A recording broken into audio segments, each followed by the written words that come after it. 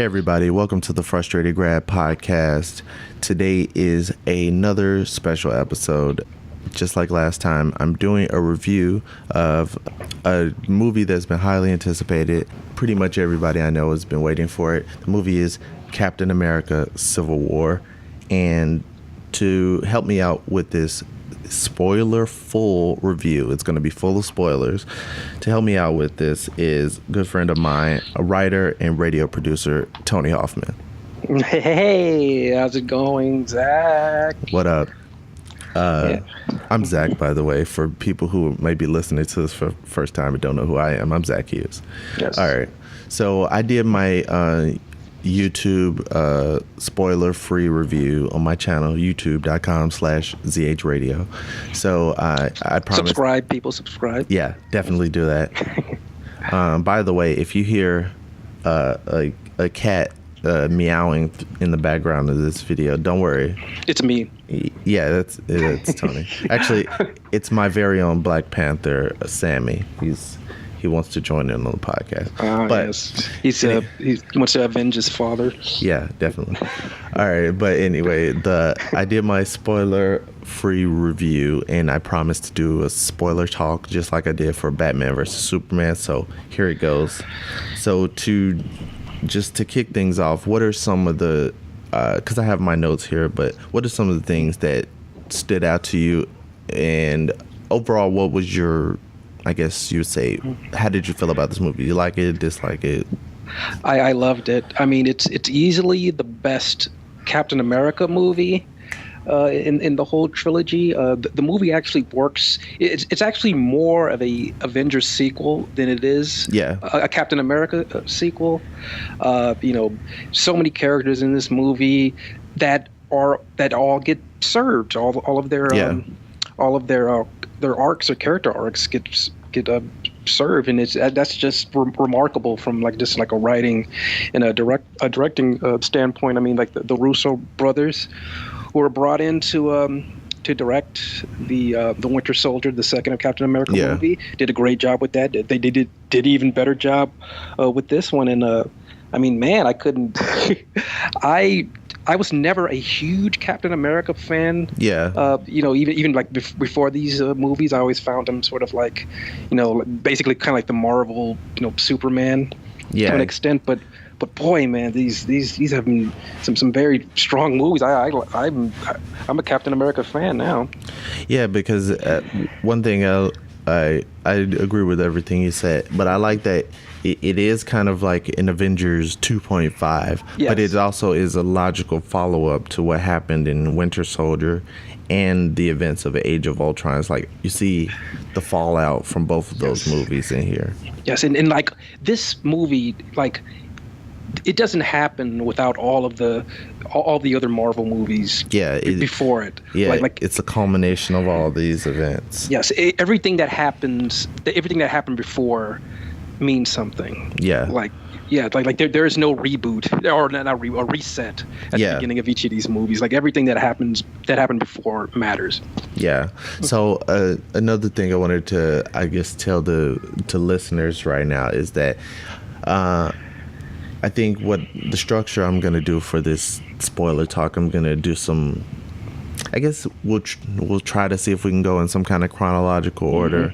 But we're going to talk about some highlights, maybe some things that could have been improved on, and some minor gripes. Yeah, minor gripes. And everybody is doing this, or some people are trying to avoid doing this, and some people are outright doing this, but the idea is out there for everybody. I want to talk about some comparisons between this and Batman versus Superman, but I want to hold that off for towards the end.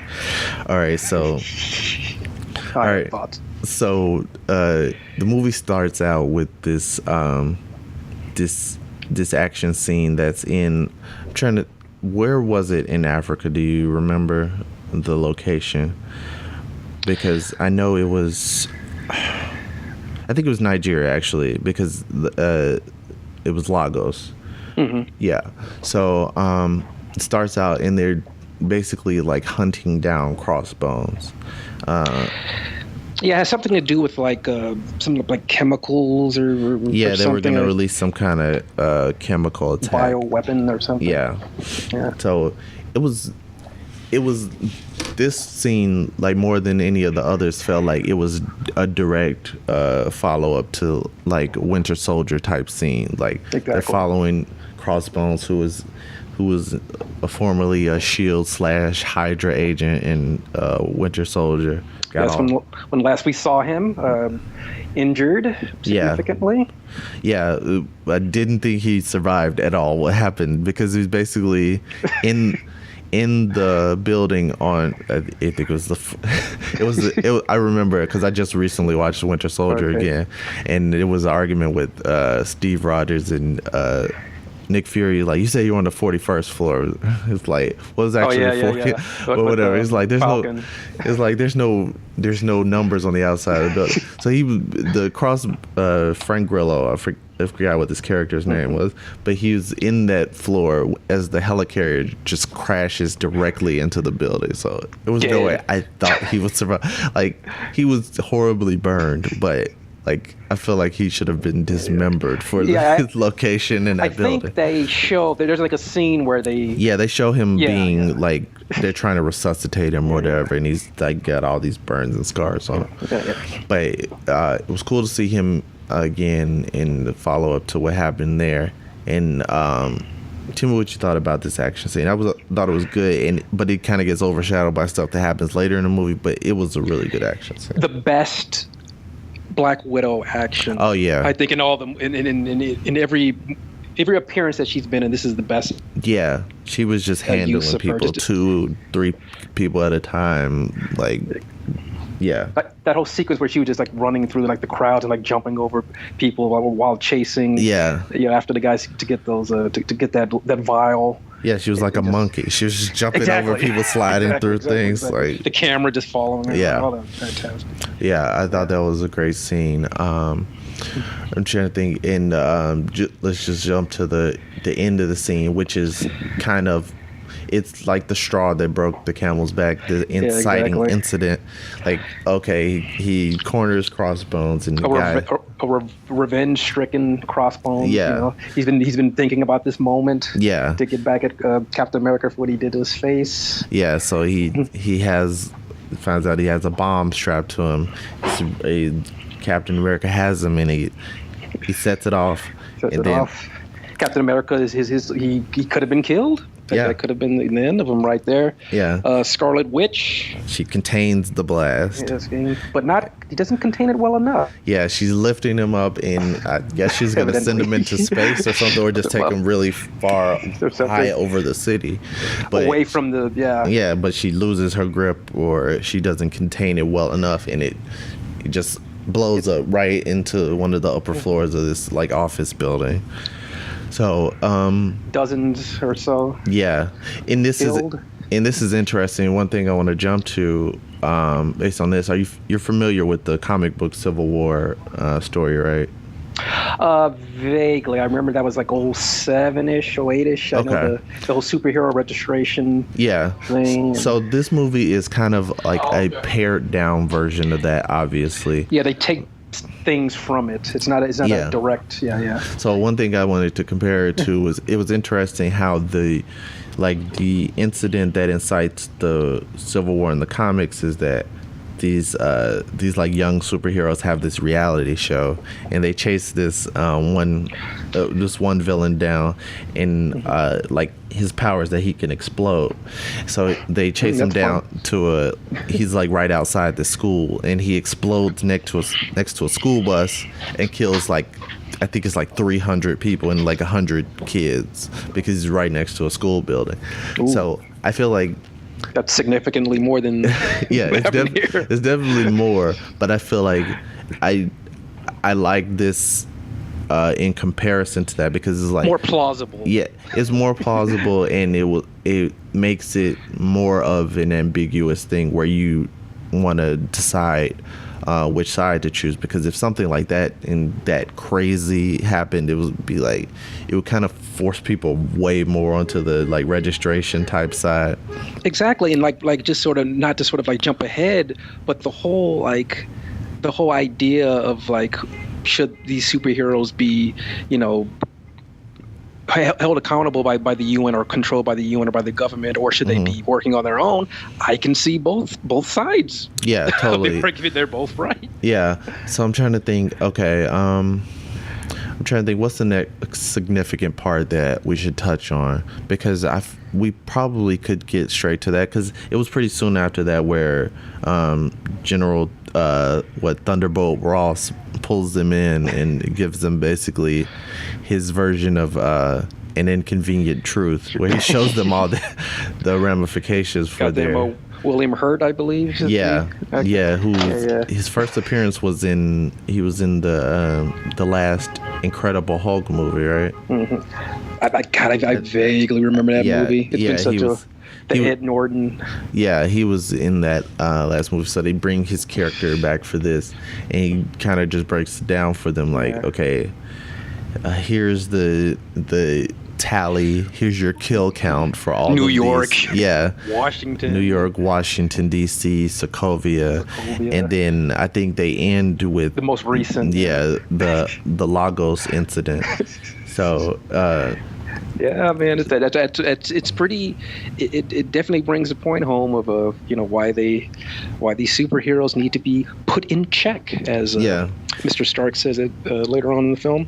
Yeah, and it's so funny, just to focus on that for a second. It's funny because on the surface, you would think like Captain America, this guy who stands up for America, is like, he's obviously going to go with the government, and then this rebel because he's guy Captain who didn't America. And then this rebel outsider guy who didn't want to be an Avenger, Tony Stark, would totally be on the opposite side. Yeah. But I feel like they've put the story together and it made sense. You believe that? Yeah, over what has happened throughout the movie. Yes. Why they would end up on the sides they have, because Tony Stark learns to be part of a team, and then he like kind of veers off on his own and takes the initiative to create Ultron, and he sees how colossally he failed. And then Captain America is like, oh, I'm all about the government. Yes, I'm gonna serve. And then he finds out that his government has been infiltrated by his greatest enemy, and he's been jaded by that. And I like his explanation is that, like, governments are run by people, and people have agendas, and those agendas can change. So he's seen that play out right in front of him. So it's clear, like, why he's like, well, I trust my judgment. I don't necessarily trust yours, Mr. Government official. A full reversal from like the first Avengers movie. Yeah, so it just makes total sense, like where they are now. So this is one thing that people like who haven't been following it may not understand, but I feel like it is worthwhile when you've been part of this story all this time. It's like, oh my god, it makes sense, and you can sympathize with both sides, because like, I totally get where you're coming from, Tony, although you're kind of being a hypocrite because you instigated one of the bigger inciting Ultron. Incidents. Yeah, like he's you could almost say like he's solely responsible for what happens in the Sokovia. Yeah, that was like his baby, and then like if he didn't have the recklessness to try again and finally get it right with this vision, super he computer or whatever it was, technology. Yeah. If he didn't try again and get it right, that might have not went as well as it did. So, so I like that they draw the lines and they kind of set up like, okay, Cap is on this side and Iron Man is on this side, and then so what's the next part?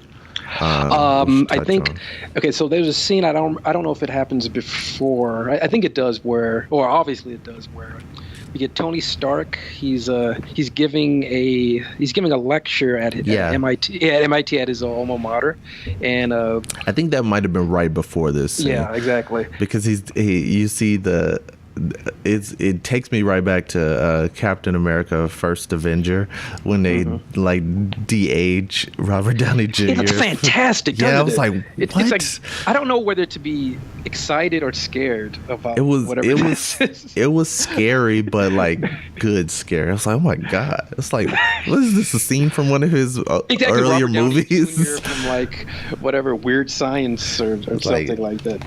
Like now you can really see the Junior and Robert Downey. Exactly. So it's like I was, and it was.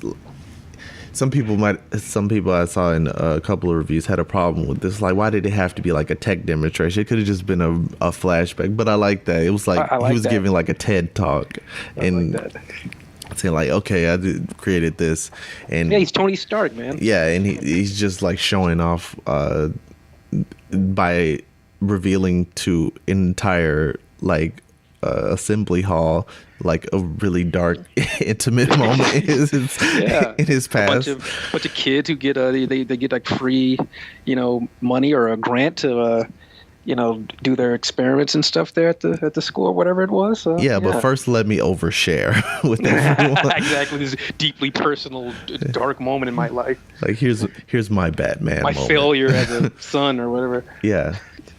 So I like how, and just to kind of go back, because obviously this is our spoiler full talk, it kind of sets up like, okay, this is how he left his relationship with his father and his mom, and it, like, you don't know that it's going to connect with this thing, which was actually the first scene in the movie was when they thawed out Winter Soldier and sent him on a mission to. Hey Zach. Yeah. Mission report, December 1991. Yeah. Mission report. All right, but yeah, they send him on this mission. He crashes this car, takes the stuff out the trunk, and like we don't know what that's all about until later. Don't know what it is. It's just these five blue packets of whatever chemicals, we assume. I would assume it's like some version of like super soldier serum, something like that. But so they lay that out in that. We come back to that later. It comes into play at some point. And to go back to that scene with the lecture with Tony Stark, no pepper pots. Yeah, and it seems like from what I'm gathering from the movies that she may have left him, or they didn't want to pay Gwyneth Paltrow. That's what I was just gonna say. Like Gwyneth Paltrow apparently unavailable or didn't want to. Yeah, so that's. But it works out well. Yeah, that's something we might get some follow up on later. But when he leaves from, we got enough characters. Yeah, but when he leaves from doing his speech, we see Alfred Woodard in the background we think she's waiting backstage for the elevator. Yeah, and then she basically says drops a bomb on him, like, killed my you killed my son. He was working in Sokovia. He was doing humanitarian work. He was at 3.6 GPA. Yeah, but now he's dead, and it's because of you. Like, shame on you, Mr. Stark. Fuck you, Iron Man. Yeah, so it's funny because it takes you right back to the fact that, like, everybody knows who these people are, so they can just come up to them and be like, this is your fault. So I thought that gave more of a push and let you understand where Tony went with his... And why the sides he chose, because it... Like, wouldn't have automatically thought that would be where he was, but he's been pushed in this to this direction, and he's kind of had some elements of like feeling regret for his actions or being traumatized for a few movies now. Like Iron Man 3 was entirely about him being kind of like traumatized by the events of the Avengers, anxiety attacks. Yeah, and then we see he. Seems like he's got some of his confidence back, but then he gets smacked right down again when he fails with Ultron. So it's like it's kind of been building up to being like, well, maybe alone. Like maybe I shouldn't trust all of my urges, and maybe I should follow all of my random whims. Maybe I do need to be put in check. God, that's what I love so much about these movies. Like everything that's happening in all the movies matters. Yeah, it all adds up. So I'm trying to think.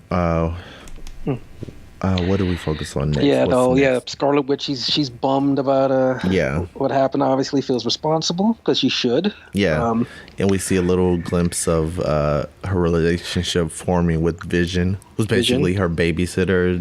Exactly. slash, Vision wants to be. He's trying to understand the humans and emotions and what have you. trying to understand physics because he just walks through walls. through He's like, walls. oh, this isn't a thing one does.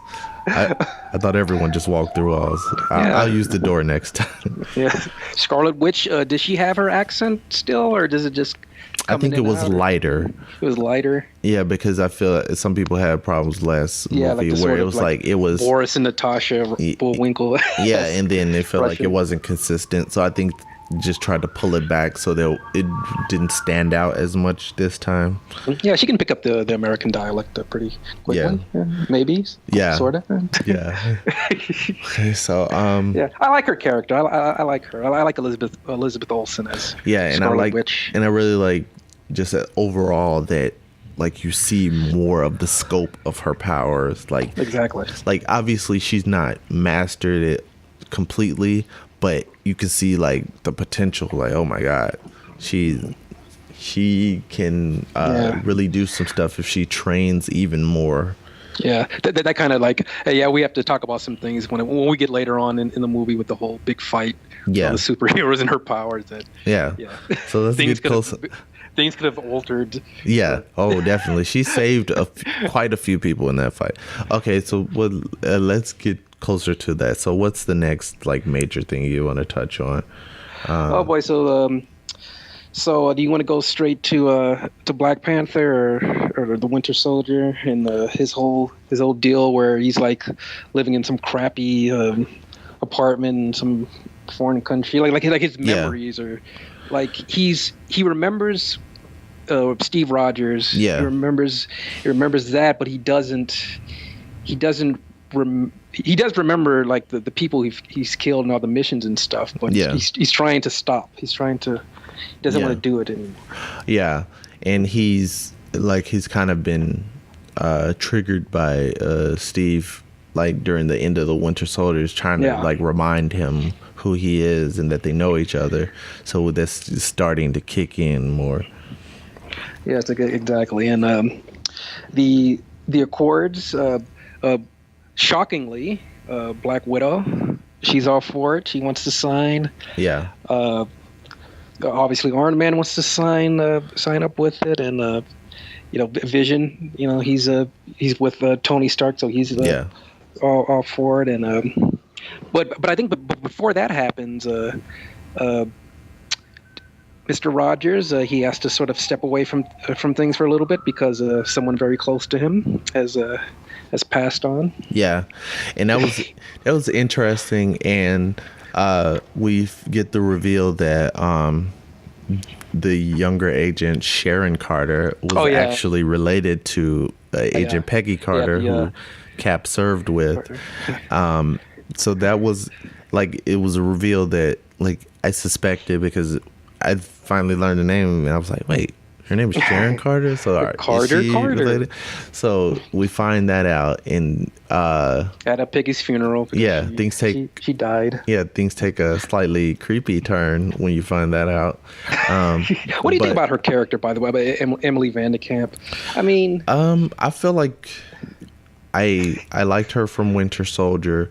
It was kind of she was kind of underserved in this movie. Yeah. Because you find that reveal out. She does deliver a great line in her eulogy for her aunt, because she reveals that her aunt told her, like, okay, there's some situations where you have to be flexible, but then there's certain situations where you have to know where you stand and not move, because like sometimes you're basically, just to paraphrase, sometimes your judgment is best no matter if everyone else is telling you it's not right.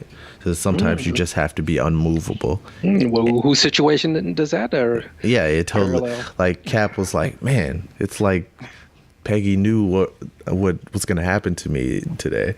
So he totally soaks that in. It's like, okay, it solidifies his stance of where he is. So I thought that was interesting that he kind of takes that with him into this whole conflict. So let's go to the Captain America. He was sweet on her aunt, and now he's sweet on Peggy's niece. So yeah, it's all in the family.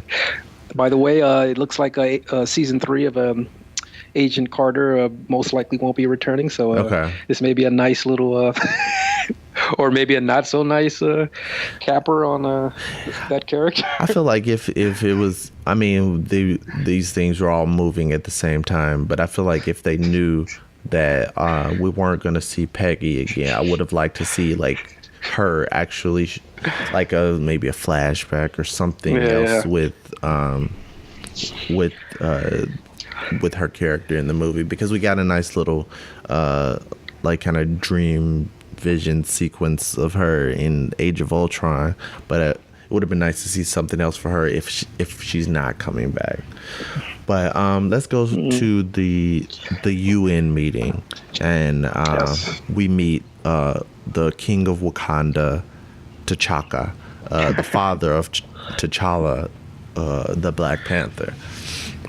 So we don't get to meet him for that long, but we kind of get his stance. They've kind of been not secretive, but they've kind of stepped away from things. But they had some representatives of Wakanda who are killed in the Lagos incident in Nigeria, so they have a stake in these accords passing, and they're kind of in the middle of their proceedings. Just right when things are about to get going. Yeah. We have a bombing. Yeah. And there are deaths. There are significant deaths. The king. Yep. King T'Chaka is killed. He is killed, and his son is very much affected by this. Yep. And then it's pretty much and right after this. Huh? Everybody thinks that Mr. Bucky is responsible for it. So they basically he's set off on a mission of vengeance to he says he's going to kill the Winter Soldier. Tells that to Black Widow. Yeah, so he goes after him, and it's leads to another Black Widow very lucky to survive the blast unscathed. Yeah. So this brings us to the chase in the just kind of the street chase, the on foot street chase between Black Panther and the Winter Soldier. Yeah. And Captain America. He finds a Bucky, but they are being followed. A whole squad of people there. They pretty much shoot the place up, and it just another incredible action sequence. Of a movie filled with incredible action sequences of a Cap and the Winter Soldier getting out of there. Fighting people. Both the shield comes into good use by the both of them. Definitely. The whole. I think one of my favorite parts about that was the whole thing with the banister with the Winter Soldier just jumping over the stairs. that leap of faith. Exactly. Just that was pretty sweet. Yeah, pretty darn sweet. Yeah, and this is like your first look of Black Panther and his skills and his outfit, his vibranium outfit, because his country Wakanda that's like their primary export. Well, I mean, that's one of their primary natural resources is vibranium, like strongest metal on this earth.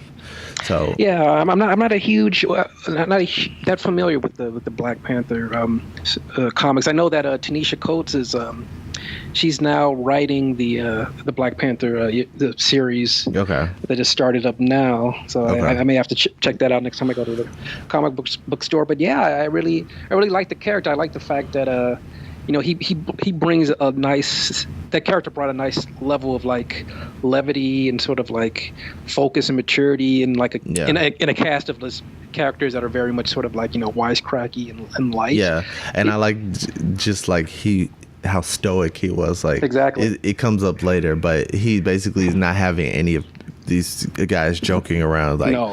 like I'm not interested in this. And I love it. I like the fact that he's inserted into the conflict because it isn't really about either of their sides. He's not picking a side. He's just getting revenge. It's like, okay, Tony Stark is on the side of these guys going after the Winter Soldier, so I am by default on that side. But he's not like, let me sign up. It's like he doesn't care about it. Yeah, he's on his own mission while everybody else is having their main conflict, but he's right in the fold with everybody else. Exactly. Yeah, we should. I think we should mention. I think the character's name is Zemo. He's not a Hydra agent, or he's pretty much just a guy from. He was in the. I think they say he was in the secret police in Sokovia. And during the events of Age of Ultron, his family was killed. I think they were right on the outskirts of the city. Yes, they were like miles away from the city. Yeah, but then I think there was some kind of like debris or something that Collateral came. Or something. Yeah. So, he's like we think he's on the phone. With his wife, or just checking his messages. So then, like over time, we realized like that's the same message. It's recorded. This is last recorded audio of his wife, and he just keeps listening to it.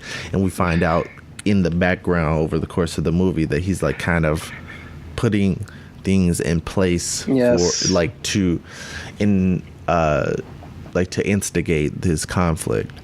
Yeah, he goes to Cleveland to find that ex Hydra agent to get that book. He tortures him to get the information. It's a book with the star on the cover, and it basically has like code words to unlock freight train. Yeah, 9-1 freight train. Whatever the hell. Alfalfa. Potato salad. Yeah, it's just like these random words that are like just sets off the if you say them in a certain order, activates Winter Soldier. Yeah. I'm glad I didn't remember them too specifically because I feel like I would start breaking everything in my studio. So just avoid the words. Avoid the keywords. No. Yeah. But so he's looking for this. I think he tries at one point to use them to just activate the Winter Soldier, right? Because he's able to get in and see where he's being held or whatever. That's when after the whole thing with a Black Panther and Bucky and Cap and Falcon, they're eventually they're apprehended by the officials who are at this point are now already joined up with Black Widow and Tony Stark and the gang, and they're apprehended and they get their gear taken away. Yeah. So let's jump forward a little bit. Okay, so we see Sharon Carter basically kind of throws her career away by she sneaks the gear to Cap and Falcon, and jumping forward, what's the next like major thing we should touch on? We gotta talk about our guy from Queens, the old web slinger being introduced. Yeah, Tony said he sees the writing on the wall, sees that they're gonna have this conflict. He needs to bring some people in. He kind of gets a deadline to bring Cap and his people in, so he goes to get backup in the form of this young kid from Queens. By fresh Spider-Man, by the way. He's only been Spider-Man for 6 months, I think. Yeah, 6 months or something. Yeah, he kind of Peter walks in and sees this famous guy from TV Tony hitting Stark. on his aunt. It's like, but I have to say, like, I had, like most people, I had reservations about Marissa Tomei, like this young, Aunt May. Like, Aunt May is too hot. Exactly. Aunt May is supposed to be traditionally this old woman with, like gray hair, but that I liked what they're doing here. Like, I mean, I feel like she gets younger in each iteration. It's like you had the lady with the like white hair in the Yeah, I like the fact that they're not like in a house, in Queens. It's like an apartment, and that they're kind of like changing things up. Yeah, a like little, this is a yeah. poor Spider-Man. He's a dumpster diver. He's got like an That old whatever that is. Was that it like old a Mac computer that he's floppy kind disk of drive? just put together himself. Yeah. So I like that. Tom he's- Holland as Yeah. Spider-Man. That has to. I'm just going to say it right now. That's probably the best live-action portrayal of not just Peter Parker, but of Spider-Man, which we see later in the movie. But I mean, what more can you say? That's sort of like what we wanted in Spider-Man, like this geeky high school kid, and later on when he's Spider-Man, just this kid that's just trying to like please Mr. Stark and everything, and he's Yeah. like not too much with the wisecracking, but enough. Yeah, not yet. Not yet. But Yeah, I but feel like he's yeah. had a long conversation, like during their flight to wherever this airport was. He had a back and forth. Like I would like to see that on a deleted scene. Yeah. He kind of picks up some of her Tony Snark. along the Tony way. Snark. But Yeah. but even like during that conversation that we see, in his bedroom with the Tony Stark, like he gives like a modified version of the with great responsibility, speech, and Yeah. and like I'm excited about what we're gonna see with the Spider-Man movie, Spider-Man Homecoming, I believe Yeah. is the name of the movie coming out. So I think it's interesting that like to start his first this iteration of Spider-Man's first solo movie that he's like already in the mix, so that it's more No likely origins or whatever. Yeah, it's more likely that we'll see like more Avengers involved in his story. So Exactly. I feel like it's not just gonna be starting over again. So I like that idea. Yeah. And Tony gives him he gives him like an updated, much improved version of his Yeah. Spidey outfit than the one that we Yeah. saw with the goggles. Yeah, so let's get to like where we reveal this new outfit. They Yeah, go exactly. to the great airport scene that everybody is talking about. Legendary airport fight with Yeah. the Civil War, the Yeah. name of the movie. Yeah, Here we go. the titular Civil War fight. Exactly. So Yeah, Captain America and their gang, they've gotten some help as well. They've had Hawkeye Yeah. makes an appearance here. Mr. We've had Mr. Ant-Man, Paul Rudd. yeah, and just his introduction, like when they they open the van and he's in the Slide back. door and he's like asleep or Yeah, whatever. he wakes up and he's like, oh my God, it's Captain America. God, American, yeah, and obviously he remembers Falcon from their little interaction from Ant-Man. Yeah, it's funny. It's like Falcon remembers, like, okay, this guy kind of snuck into our facility, Yeah. so I guess he's His adapted pride well has enough. hurt him. He's like, I guess I can get this guy. Yeah, he kind of got the bested him in Yeah. Ant-Man. Yeah. So, I feel like okay, everybody shows down, and it's like there's so much going on in this fight, but it's like I like that It's everybody done gets so well. everybody gets their moment. You can see everything. Nobody gets lost. Yes. And No, we don't have to worry about the whole issue of like bystanders and people can kill. They made sure to like take yeah, care this of that. is a wide open area. There's the place is completely empty. We've got plenty of space to move around. Yeah, we'll compare this to that other movie, Yeah. the Batman later on. That's coming up. But yeah, it's like Spider-Man fighting with Yeah. Yeah. with everyone. Yeah, he shows up. He grabs Cap's shield, and then everything jumps off. It was just. This was great Spider-Man action for one. Like he's like chasing down Falcon and the Winter Soldier, and then they get into their fight inside this one area.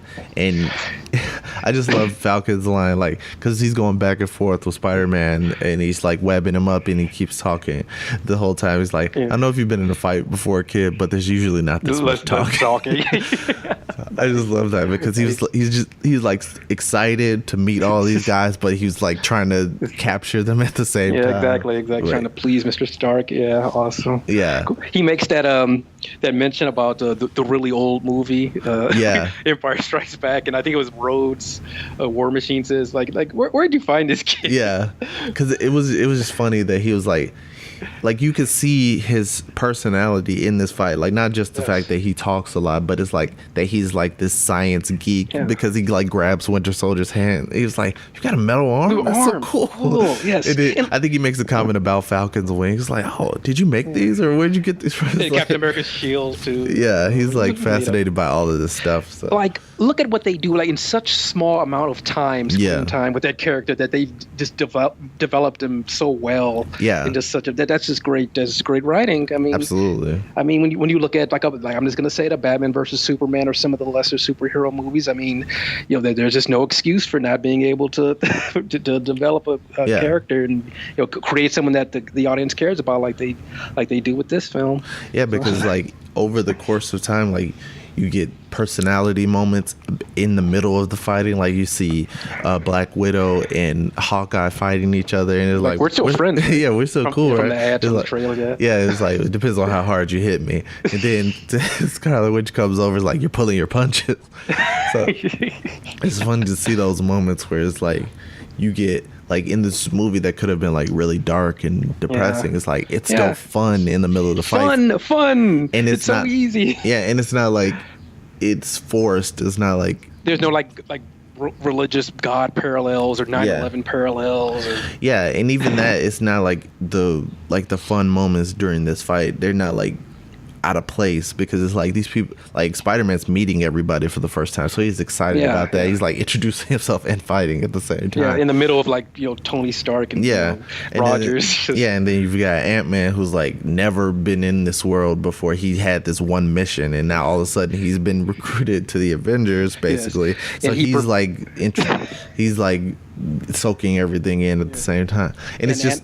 Yeah, and Ant-Man provides, just an awesome moment and just a whole scene of awesome moments with the whole making himself huge. Yeah. Yeah. And it's funny, but like before we get to that real quick, it's just funny that each side added a bug character. And, and they both like freaked out. Spider-Man. Like they're both like basically fanboys. But I like that. Like before he does this big moment, he's like, okay, we need because obviously when you look at these teams, they're kind of lopsided. Like you've got Iron Man, War Machine, Vision, and it's like and they've got this superpowered teenager, but it's like okay, Ant-Man's like, okay, we need an advantage in this fight. So he's like, okay, I tried this one thing once in the lab and then I passed out, but let's see if it works this time. Good.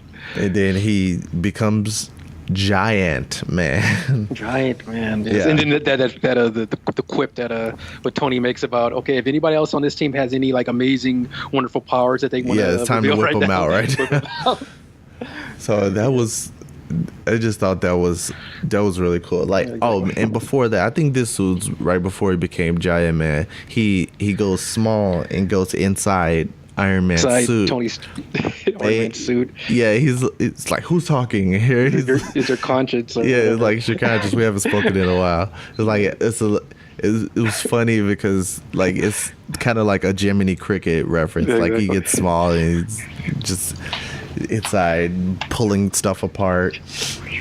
But then when he goes to Giant Man size, and then you see like Spider-Man like crawling all over. It's like they kind of switch roles. It's like Spider-Man's the really small guy with giant Ant-Man. Mm-hmm. So he makes the reference like, I saw this really old movie this one time. It's called Empire Strikes Back. Yeah. And then he does the thing with the walkers that he wraps around and around his legs to trip him up. Yeah, the Imperial Walkers or whatever. But he wraps his legs up and kind of takes him down.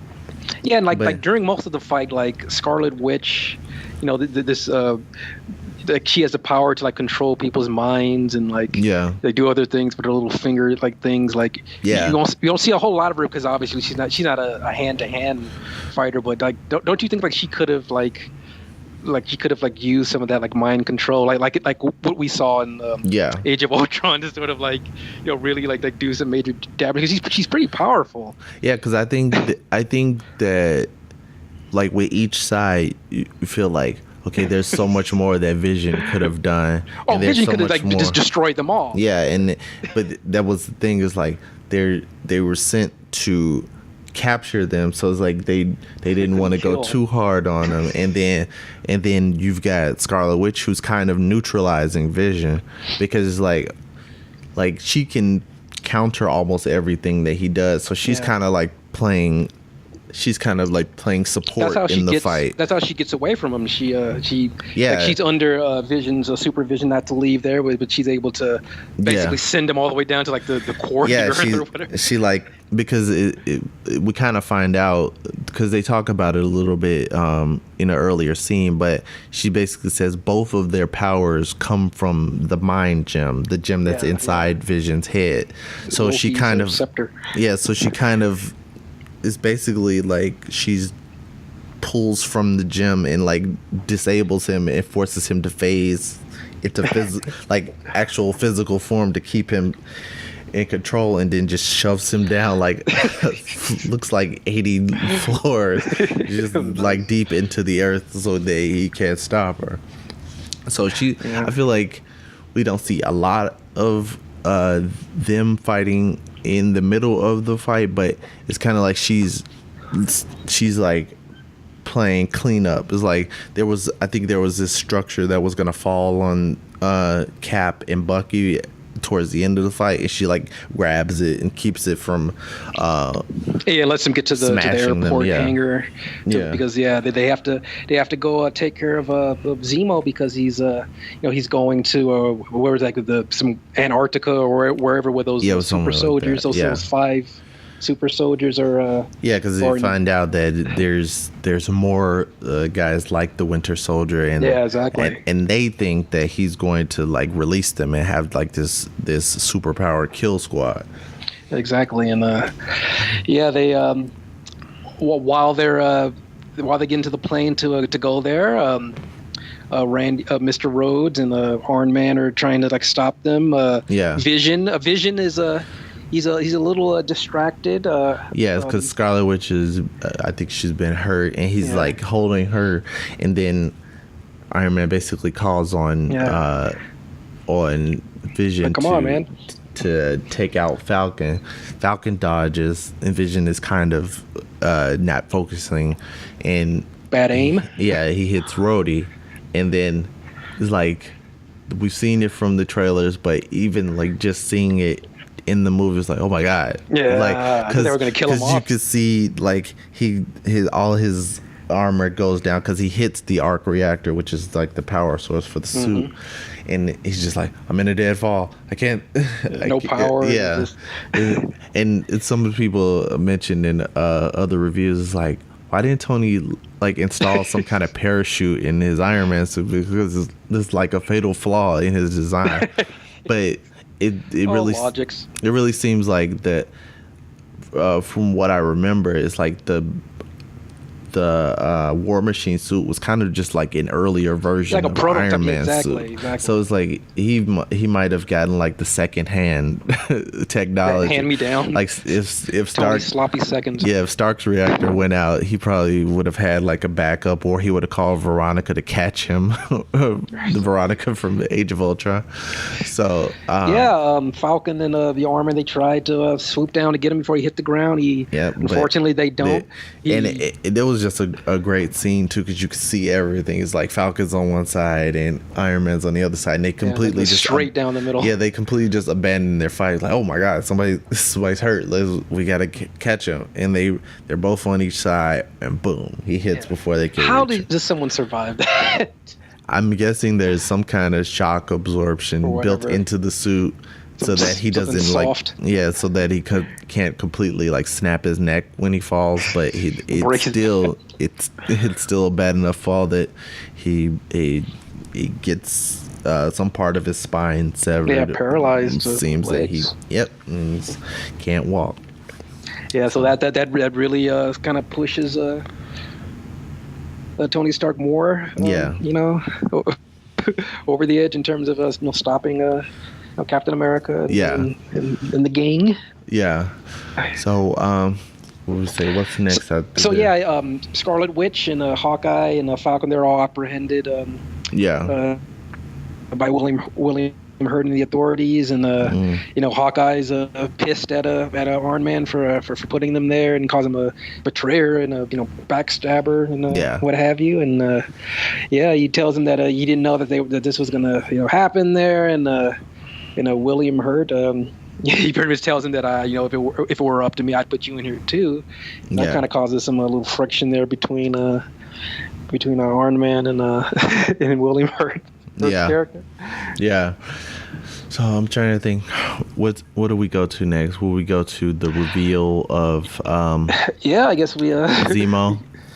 We pretty much go there. Tony goes there to help out what's happening over there with the whole Zemo situation. Yeah. We find out that those 5 super soldiers that apparently Zemo put a couple of bullets in their heads. Yeah, and it's funny. He just reveals, like, because they don't know what he's up to this whole time. He's like, "Do you think I wanted more of these things around? I came to kill them." I don't know, because because it's like we don't know anything about this guy. We know he's on the path to these super soldiers, so we see they're all just taken out. They don't get a chance to wake up or anything. So he killed them in their sleep. Yeah. So Tony shows up. I think at this point he's figured out that Bucky has been framed. Yeah. And then you think that he's going to be on their side now, and they can sort of come to some sort of a agreement or resolution. But Zemo drops the bomb on him, and it's funny because it's like I was thinking as the movie went along, it was like okay, they've resolved it, so they're going to be on the same side. Exactly. Yeah, and they're gonna fight against these 5 soldiers or whatever. Big mean guy. Yeah, I thought it was possible, but I kept thinking at the same time, and I don't know if you can say this is a fault of the trailers or if it adds to the experience, but it's like I thought the whole time, I was like, they haven't got to that 2-on-1 fight with Cap and the Winter Soldier versus Iron Man. Yeah, I wasn't even thinking of that. Because I was like, they resolved things, but how are they going to fight again? What happens? How are they going to motivate them to? Yeah. So then they drop the bomb. It's like, oh, I've seen this scene before. I know that car. That's December my dad's 1991. As soon as that car, because you think about the date. Yeah. And then you think of that car and all that stuff with his parents, like they never made it to the airport. Yeah, and then you see it. And then he kills him pretty graphically. He basically beats the father to death. Yeah, bashes his head in, and then he goes and I guess he strangles the mom. They don't show that completely, but we can assume he strangled. Yeah, so then that sets Tony off again, because it's like you can think logically on the outside and be like, okay, this guy was brainwashed. He's just a robot sent to kill these people, but he's standing there right in front of you, so you're not like, well, I'm still gonna kill him. Exactly. I don't care. So he lunges after Bucky. Captain America stops him, and he was brainwashed.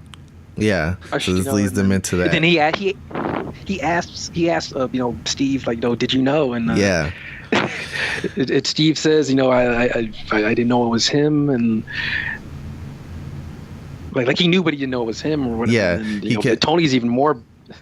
He's even more pissed. Because it's like, well, like all bets are off now, because like exactly. Then it's like, okay, I'm going after both of you. Like you didn't tell me, and you did it. So it's like this crazy fight, and then all the while, like Tony's going hard after Bucky, and Bucky's. I feel like at first he's in defensive mode, but then he goes in for the kill, and all the while, really Cap is just trying to stop the whole thing. So do you think that Cap was like this whole situation, that he's like kind of selfish here, where it's like this guy, even though that is his friend and everything, like he's responsible for so much damage, and like they killed Tony's parents and they did all these other things, and like I think he gets kind of blinded by it. And the fact that, like, okay, this is my friend and he wasn't in control, but it's like there's some kind of, they need to do something about this. Exactly. But he just doesn't agree with I think the thing with Cap is that he doesn't trust other people's judgment because so many people have proven to have ulterior motives that he was working closely with. Basically, everybody except Nick Fury has kind of shown that they're underhanded, like, and the majority of the Avengers. But he's seen this with Tony, that you can't trust Tony. He's seen this with basically the majority of Shield, at least the people he was working with. So he's like, okay, you say you want to apprehend him, but he's just going to show up dead in his cell, or I don't agree with the punishment that you have in mind for him. So I feel like he's really like saying like, let's think this out before we shoot first or whatever. So and Tony, he ain't hearing that. Yeah, so Cap's solution is just like, you feel like he's going in hard on him, then he finally just like jabs his shield into the arc reactor, just disable the suit, because we've basically found the Iron Legion's kryptonite. Like, you take out that arc reactor, they can't do anything. Just a brutal, heartbreaking scene. That's the scene. Out of everything, all the amazing things that happened in this movie, that's the scene that just stuck with me, that I'm still thinking about after. Yeah, because it's the emotional core of the movie, because it's like Civil War, and people want to say it. Yeah, and people want to say it could be Avengers Civil War, it could be Marvel Civil War, but really this is about Captain America and Iron Man. So it's really the heart of the movie is that final fight between them.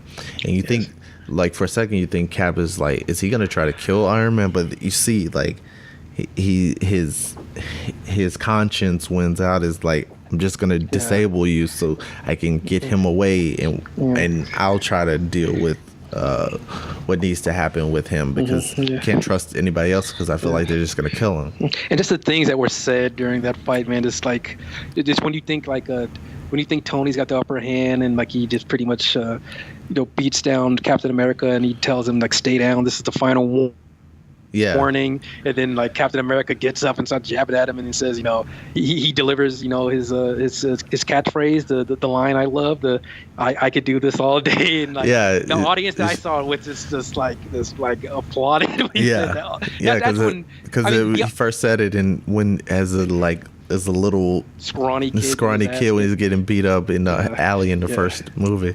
I feel like the general public in general is like pro team, is like Team Cap, hashtag Team Cap, but that moment, like, everybody in the theater, man, was like, yeah, man, like, yeah, because I feel like I was on Cap's side the entire time. There's parts that made me think twice, but I was like, nah, he's still right, because it's like, because you can't trust the government. Yeah, because his main argument was that people have agenda. The governments are run by people, and people have agendas, and those can change.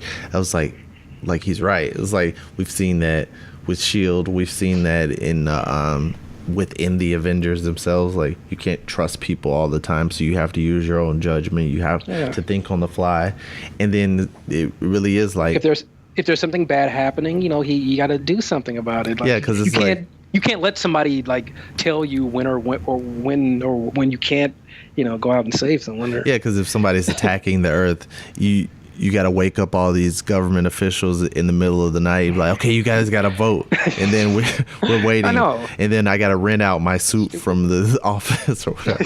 My receipt, my Birdman outfit or whatever. Yeah. So I feel like I stayed on his side the majority of the time, but there's some people I'm seeing like, Iron Man's totally right, but it's like, I like the fact that they're people, Trump supporters. Yeah, I guess. Like, although I thought those people want a smaller government. This is them taking over more. But either way, I like that it was able to divide people along these lines, because even if you didn't necessarily... They're both right. Yeah, even if you didn't necessarily agree with the policy or the accords that they were being asked to sign, it's like there's a personal issue between the two of them, and you could lean one way or the other on that thing too, because you could say it was really messed up of Cap not to tell Iron Man about it.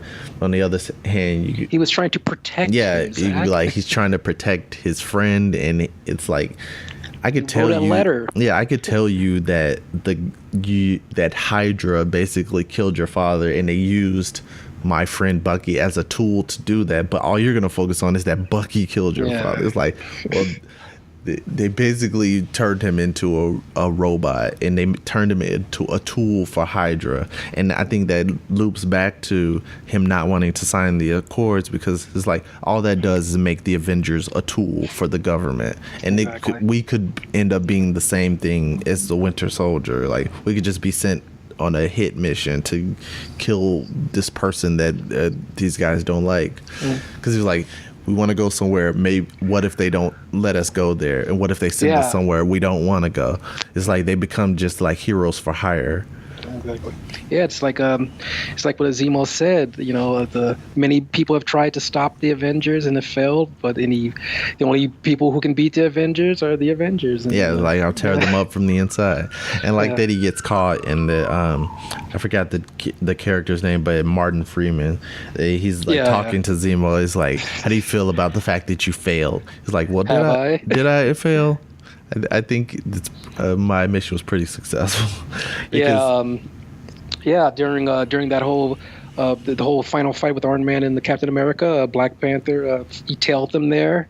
He finds Zemo there, with a gun, and you think he's gonna come and pretty much claw his throat out, but because he's like, he's gonna take himself out. He's like, well, we're not done with the No. And I think it was interesting, like over the course of this movie, Black Panther kind of has a full character arc. Yes.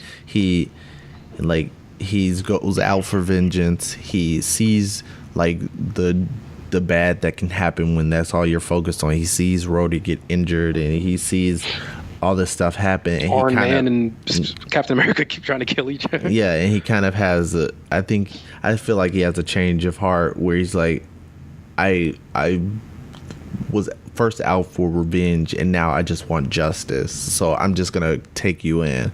He was originally going to kill Zemo, as he said. When he thought it was revenge. Winter Soldier was the one who did it. He was gonna kill him, but he finds out that you don't necessarily jump with your first instinct. So I like that he has this full arc throughout the movie, and it makes me wonder like what his movie is actually going to be, because I feel like this could have been the plot of the first him and his Black sister Panther movie. I'm excited about. Yeah, so was that his sister with him? I believe he said that when Black Widow is there in front of her, like, move or you will be moved. And he says, as much as I would like to see you and my sister, fight or whatever. Yeah, that was pretty cool. Yeah, because I think I watched the Black Panther like motion comic. It was like a short series before, but if I can remember properly, I think like the army of Wakanda is like an all-woman army, or at least like his kind of inner circle. So that's an interesting idea, because like you saw how that chick was built. Like when she like walked into the scene, like my audience was like, whoa, because it's like muscles and butt and. Like she walked up to Widow, shaved like, head. Yeah, she walked up to Widow, and people was like, "Oh, we are all ready to see this fight." Yeah, just look at the little things that you see from that world, and from it just gets you like, I want to see more of this, man. I can't wait. Yeah, because you see in one of the last scenes that the big giant panther. Yeah, the Cap and the guys are all like hiding out in Wakanda, and there's this huge panther, and I'm assuming that it's like made of vibranium, and it's like. I guess that's like probably his royal palace, and they're all fugitives hiding out in Wakanda. So that's like, I like that it leaves it open-ended, and like it tells a story unto itself. Like the movie tells a complete story, but but the story continues. Yeah, and it's so interesting to see like they're not all back together. So like how does Cap this play out? Shield. He gave Tony his shield that his father made after. And I love that, because like, you don't deserve that shield. My father made that shield, so he just drops it. It's like, well. Do you think that he's gonna have like the updated or the sort of like retro shield, like the kind of triangular, old school shape? Yeah, I think it's possible. I don't know how much that works as the like Black Panther uses some of that that material. Yeah, she's got some of it, and I think they're all gonna kind of get upgrades because they're in like super high tech Wakanda where he could basically make them all new stuff. Yeah. Fuck you, Tony Stark. We don't need your. But I'm thinking like as far as functionality of that old How can school you throw shield, it? yeah, I don't think it'll fly as well as the original. He might have a new one that's just all silver or something like that, like it's just all chromed out. But I think that's just interesting to see where it goes from then, because it's like I'm thinking of like the future movies. Like if Black Panther has a solo movie, does it start in the past or does it start in present day? He's got all these Avengers hanging out at his house.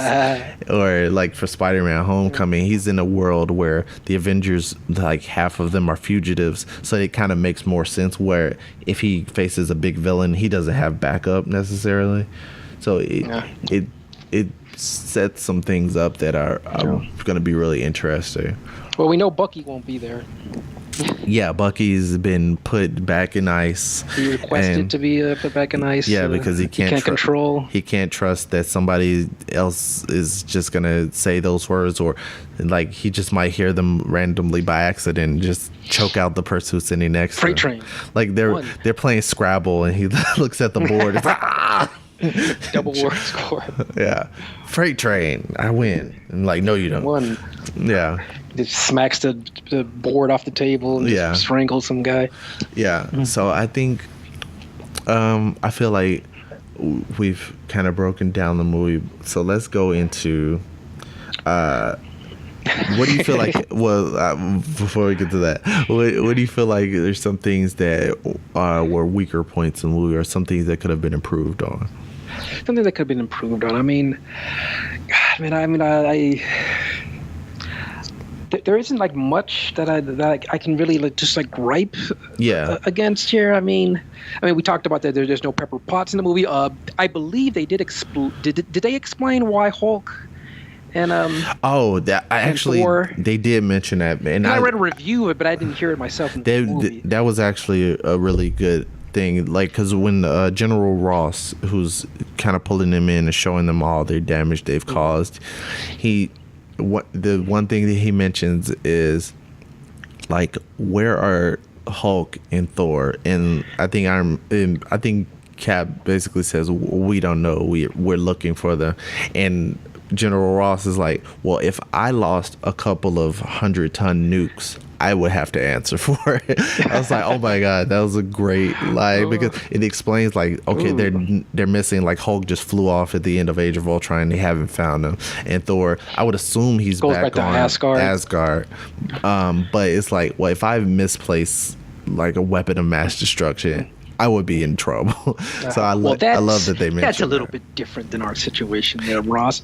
Well, Hulk is quite similar to that, because he's not very reliable. Nukes don't have feelings, and nukes don't have feelings, but nukes do have a set destruction range. Hulk can pretty much jump all over the place and destroy everything, and he does emit radiation, so it could be quite similar.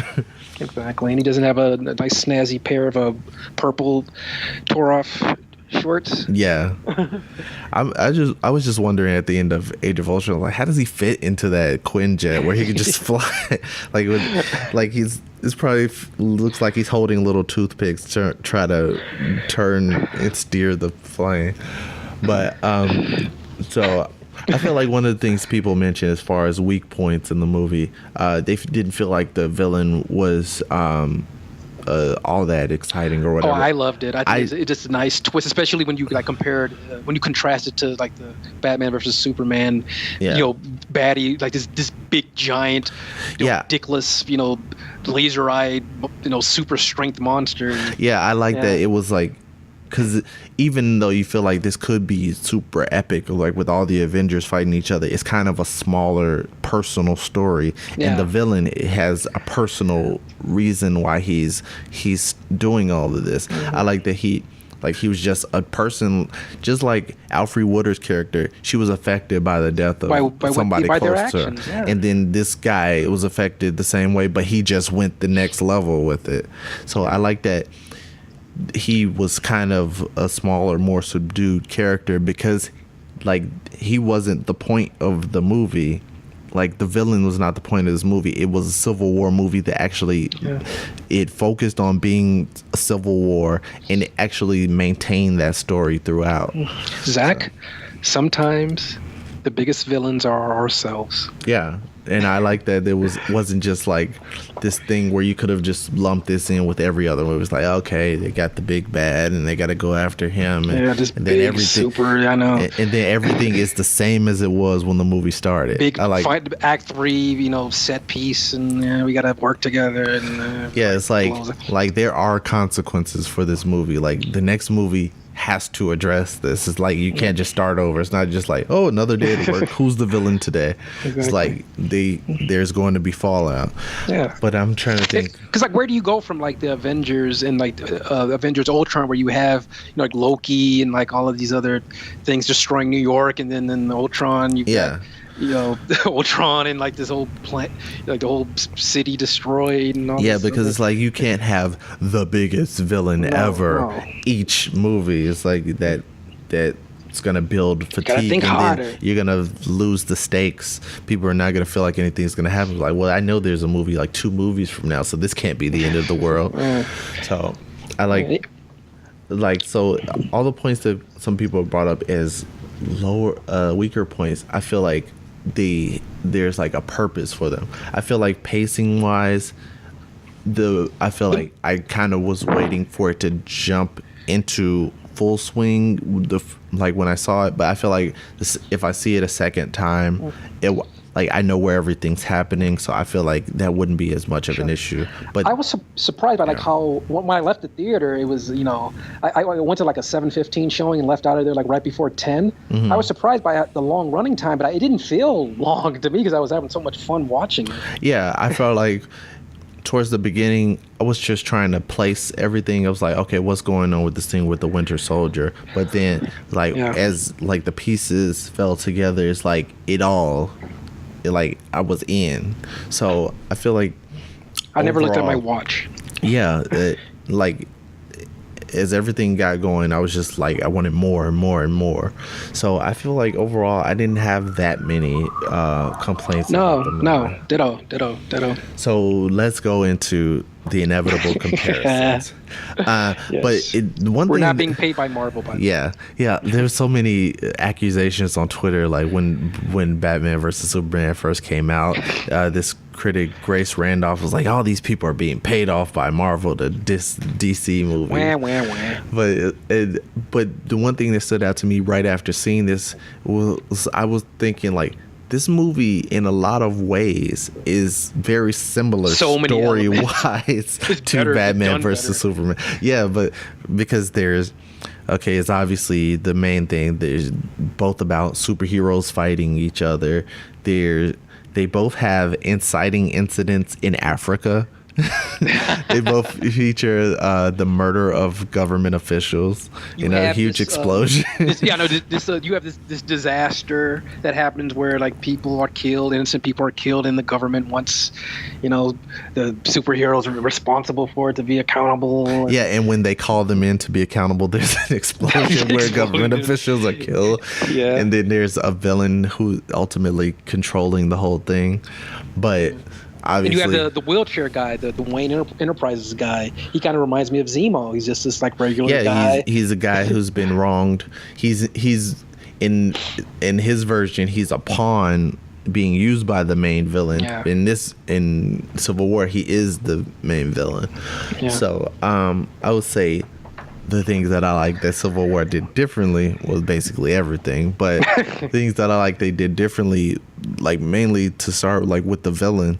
Like, I feel like with Lex Luthor and Doomsday, I feel like they really took away from the core of what the movie was supposed to be, because it's like, okay, like in marketing for all of these movies, I feel like is really like taking away from the experience, because like you see this big villain and you see all the heroes standing next to each other fighting. Like, that doesn't happen at the beginning of the movie. I know that happens at the end. Exactly. So I know this fight between the two guys that are in the title doesn't mean anything because nobody kills the other, and they have to team up at the end. Yes. So and it's the whole like, motivation of why they fight each other is just done so much better. The conflict makes sense, and that was the main thing I said in my YouTube reviews. Like, first of all, this conflict makes sense, and you can see both sides of it, and it's explained well, and like I said, the villain doesn't get in the way. He actually supports what is happening. I feel like Lex Luthor in Batman vs. Superman had his own agenda, and they were doing something else, and he just like forced himself in the middle of it. So, Tony Stark's parents being killed. Yeah. Bruce Wayne's parents being killed. Yeah, you obviously have those parallels, and they actually show them in this movie, so we've got that similarity. But I just like that we find this out for the first time, as opposed to Batman, whose parents we see get killed like every year. Every Batman movie. Yeah, it's like a tradition. Like Batman's parents get murdered. It's like a Easter pageant or something. Like, oh, let's see it again. Yes, they're playing the role of Thomas Wayne. Yeah, Jeffrey Dean Morgan. Yeah, it's funny in Batman vs. Superman that Bruce Wayne's parents were two people from The Walking Dead. Yeah, you know, Lauren Cohen. Yeah, Maggie and Negan. It's like they were married in an alternate universe. Yeah, exactly. But so I'm trying to think. Like overall, it was just a much better movie than Batman vs. Superman. It lived up to what I hoped Civil War was going to be, whereas Batman vs. Superman like totally disappointed me. I had high hopes for the movie. I wanted it to be great. When I saw the previews and the trailers, it like every early footage that I saw didn't look. Yeah, it didn't look good. Doomsday didn't look good, and it was disappointing overall. But like Civil War, I was excited about it. The marketing, I never got worried by the marketing. I just got more excited by the marketing. Yeah. With Civil War. Yeah, I started avoiding things when they started showing clips. I always do that. Because I was like, oh no, I don't want to see anymore. With the previews and like, yeah, because they released something with some more stuff with Spider-Man, and I think they released another Black Panther thing. I was like, okay, I'm not going to watch that. Yeah, I did that with Star Wars too. Just I don't want to look at no teaser trailer, no teaser trailers. And, no. The one thing that I would say is that I wish these marketing companies or these companies that make trailers would pull back more, because I feel like they really show too much nowadays. Way too much. Like, I want to be surprised.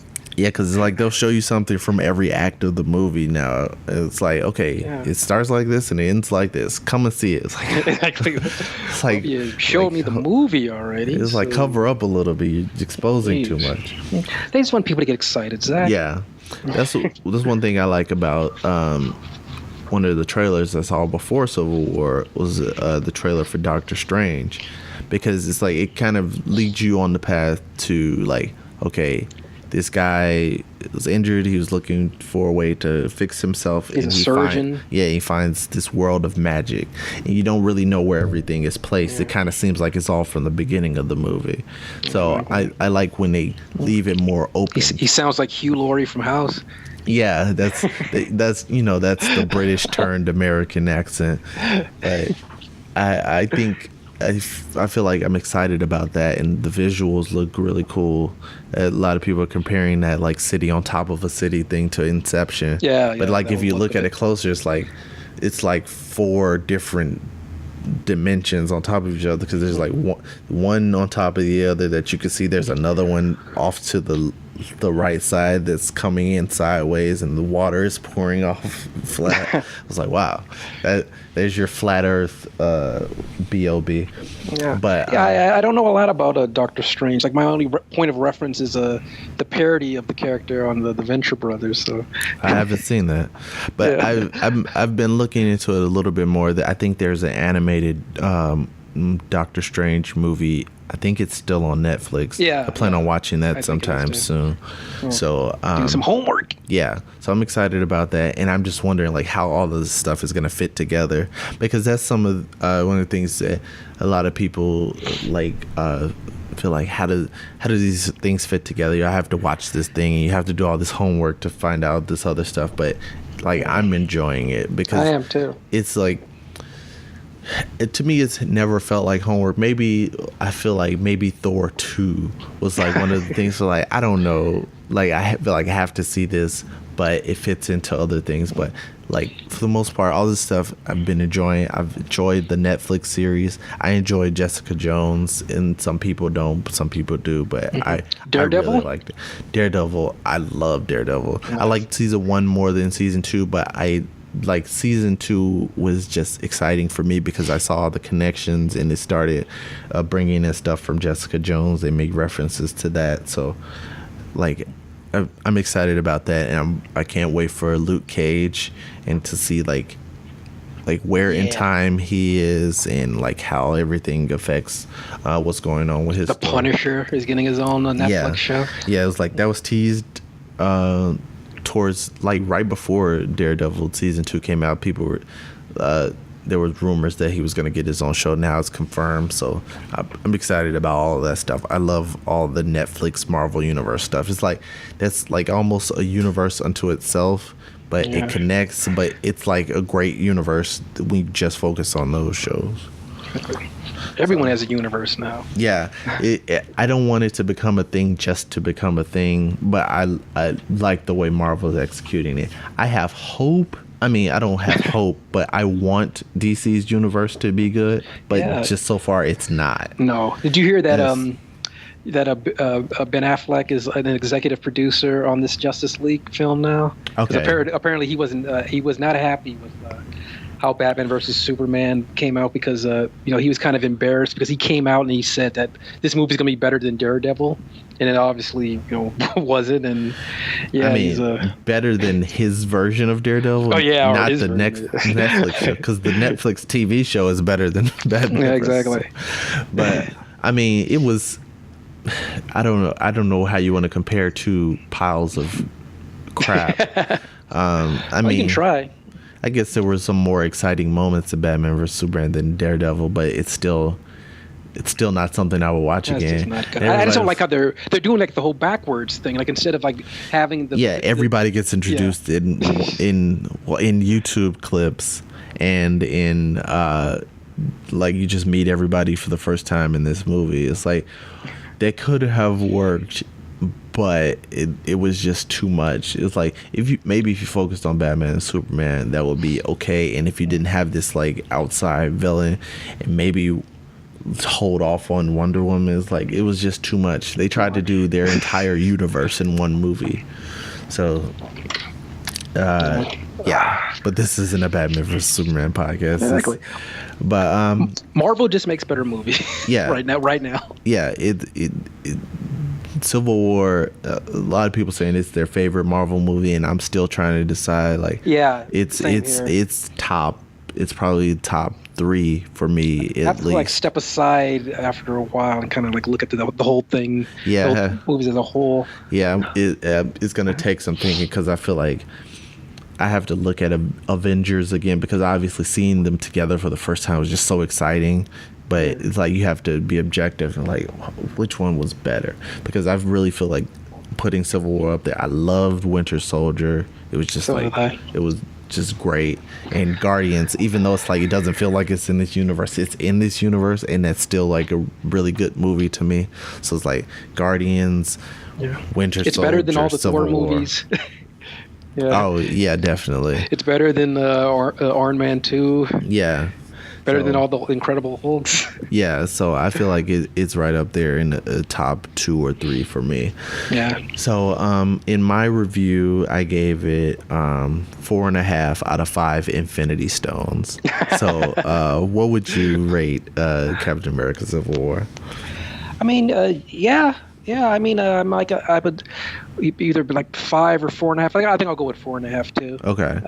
I mean, because like no movie I feel like I've seen is perfect, but I feel like it's hard for me to it's a good movie. find It's not just a flaws good superhero movie. It's a good movie. Yeah, and that's what some people are saying. Like they're saying like this airport scene is like the best action scene people seen ever, because it's just like giddy. So much happens, and like you can see everything, and there's so many moments. Like just there's moments within the airport scene. There's like, oh, that's so great. That's so great. That and there are like Easter eggs in the movie that I hadn't even noticed that I'll have to like look out for the next time I watch it. Yeah, I'm gonna have to watch.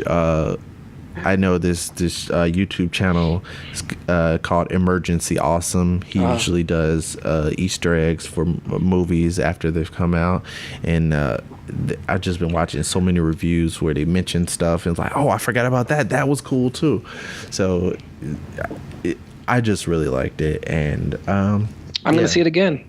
Yeah, I'm hoping to see it again. My brother's coming in from out of town, and I would probably suggest to them like, hey, why don't you want to go see Civil War? Like, I haven't seen it, but I'll go. Like, if I can get someone to go with me again to see it, I would definitely like to see it again. Exactly. But, I need to see like a group of people. Yeah. So, I think we've covered pretty much everything I wanted to cover about the movie. So, is there anything else that comes to mind to you? No, except it's just a great kickoff to the summer movie season. I'm excited to see